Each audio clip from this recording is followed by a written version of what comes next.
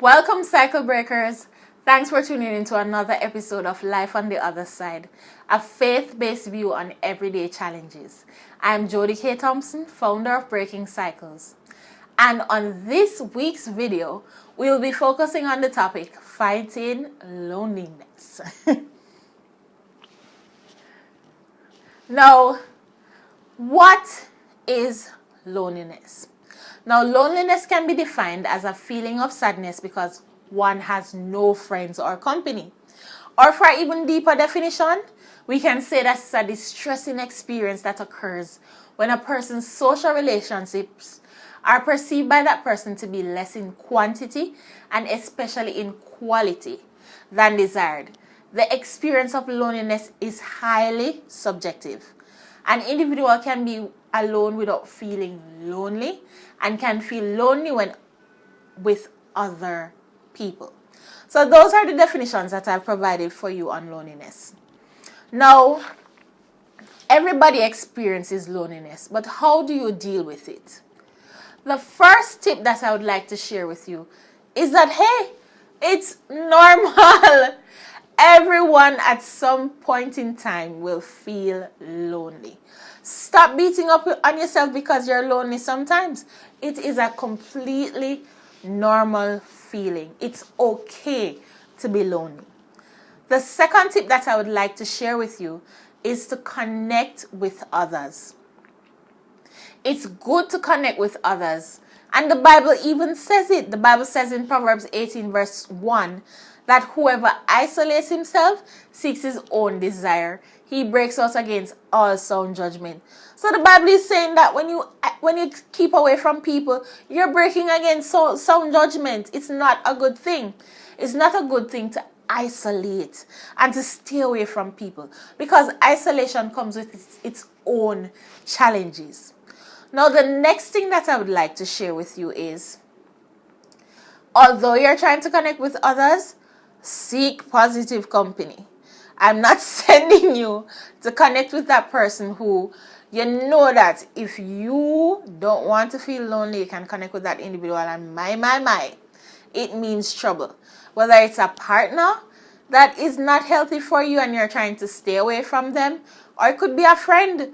Some friends are better left where they are, and that is from a distance. Trust me. Right? 1 Corinthians 15 verse 33 says, do not be deceived. Bad company ruins good morals. So if you're trying to establish something for yourself, if you're trying to work on your goals, your virtue, and to build yourself up as an individual, your best bet is to stay away from negative company.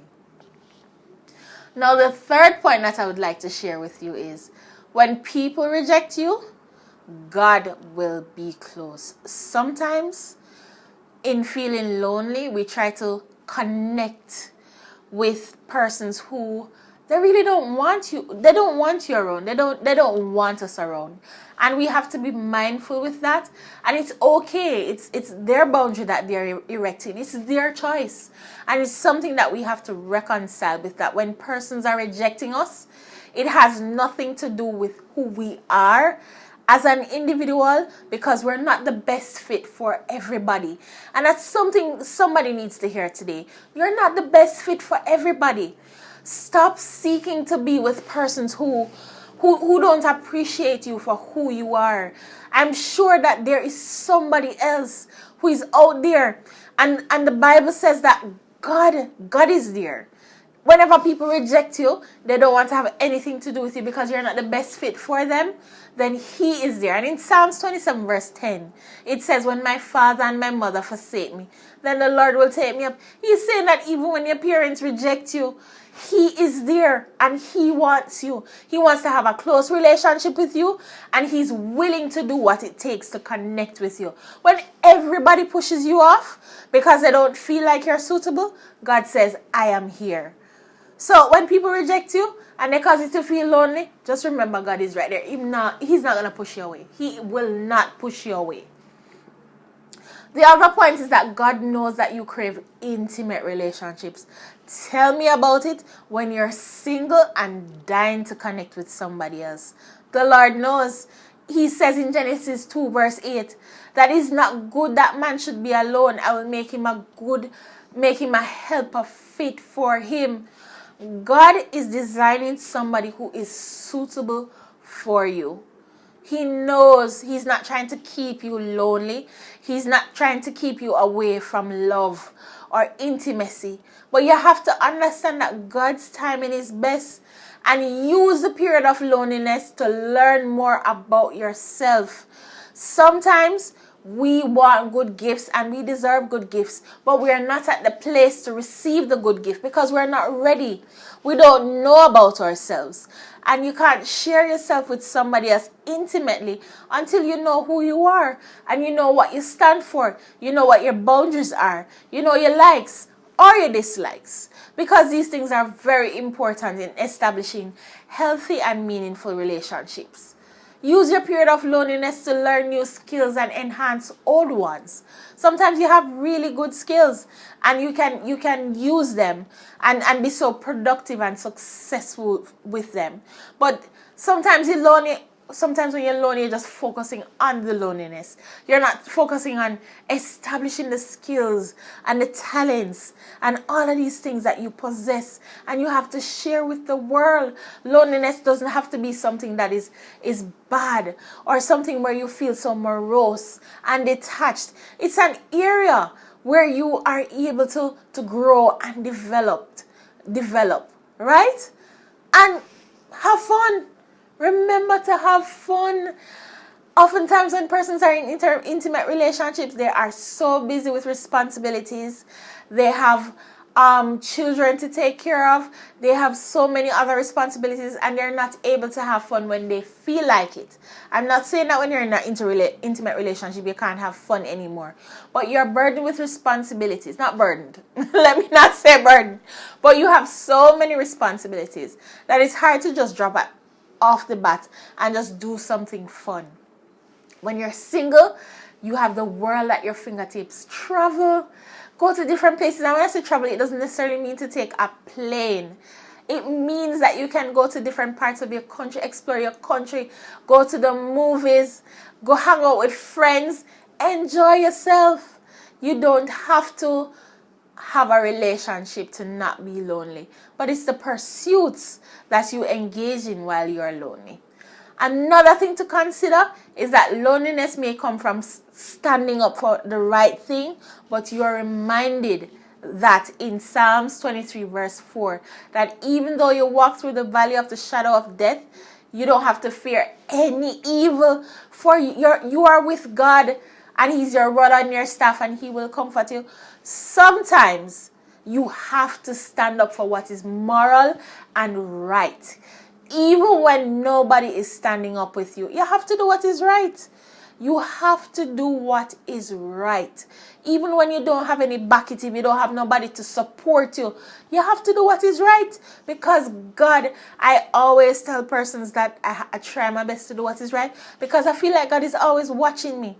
He's always over me. He's always protecting me. And how can I disappoint Him? How can I disappoint Him by compromising my principles? Not saying that it doesn't happen sometimes, because I'm not perfect. And so aren't you.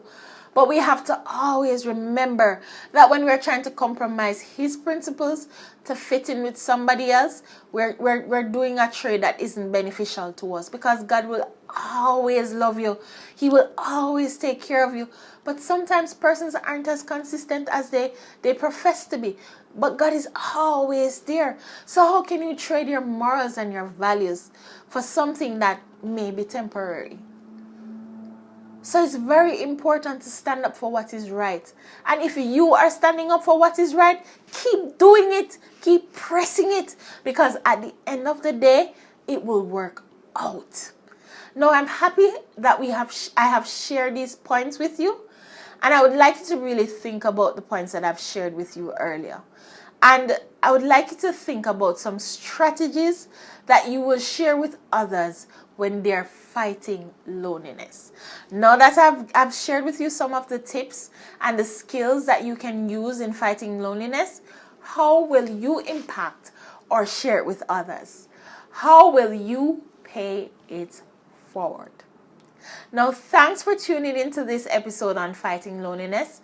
And I do hope that in trying to overcome this challenge, you will remember that feeling lonely is normal, to connect with others, to seek positive company, to build a relationship with God, to use single time meaningfully, and note that sometimes standing for the right thing is lonely, but God is with you.